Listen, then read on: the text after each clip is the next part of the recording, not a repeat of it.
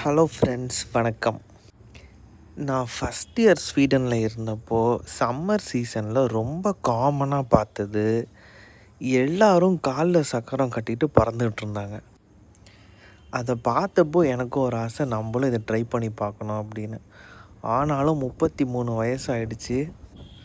அங்கங்கே வலி இருக்குது. நம்மளுக்கு இது தேவையா, விழுந்தா என்ன ஆகும்னு ஒரு பயம். யாரும் பார்த்து சிரித்தா நம்ம இதை எப்படி எடுத்துப்போங்கிற ஒரு பயம். ஒரு நாள் எதேர்ச்சியாக ஷாப்பிங் போயிருந்தப்போ என் கால் சைஸுக்கு ஏற்ற ஷூ பயங்கர சீப் ரேட்டில் இருந்துச்சு. இது கற்றுக்குவோமா என்னன்னு தெரியல, நான் வாங்கிட்டேன்.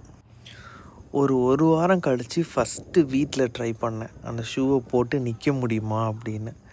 நிற்கிறப்ப கொஞ்சம் கஷ்டமாக தான் இருந்துச்சு, ஆனால் நான் எதிர்பார்த்த அளவுக்கு அவ்வளோ கஷ்டமாலாம் இல்லை. வீட்டுக்குள்ளேயே நடந்தும் பார்த்தேன்.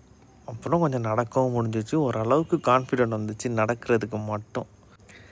அப்புறம் ஃபுல்லாக இருட்டானதுக்கு அப்புறமேட்டு வீட்டுக்கு வெளியே வந்து ஒரு செவுத்தை பிடிச்சி மெல்ல மெல்ல நடந்து பார்த்தேன்.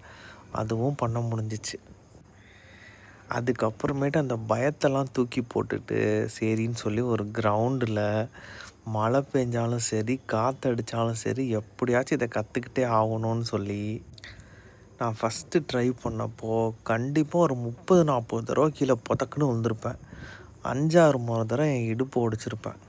பட் கொஞ்சம் கொஞ்சமாக ப்ரோ லெவல் இல்லைனாலும் நான் ஓரளவுக்கு கற்றுக்கிட்டேங்க. அது கொஞ்சம் சந்தோஷம்தான். என் பிள்ளைங்களும் உளுந்து எந்திரிச்சு தான் இதை கற்றுக்கிட்டாங்க. பட் அவங்க கற்றுக்கிறப்போ என்னால் ஓரளவுக்கு ஒரு பேசிக்காக வச்சு அவங்கள கைட் பண்ண முடிஞ்சிச்சு. இப்போ என் பொண்ணு ஐஸ் ஸ்கேட்டிங் கூட பண்ணுவாள். ஒரு விஷயத்தை கற்றுக்கிறதுக்கு வயசு தடையே இல்லைங்க. நம்மளோட பயம்தான் ரொம்ப ரொம்ப தடை. அதை தூக்கி போட்டு வந்துட்டிங்கன்னா நீங்கள் லேர்ன் பண்ணி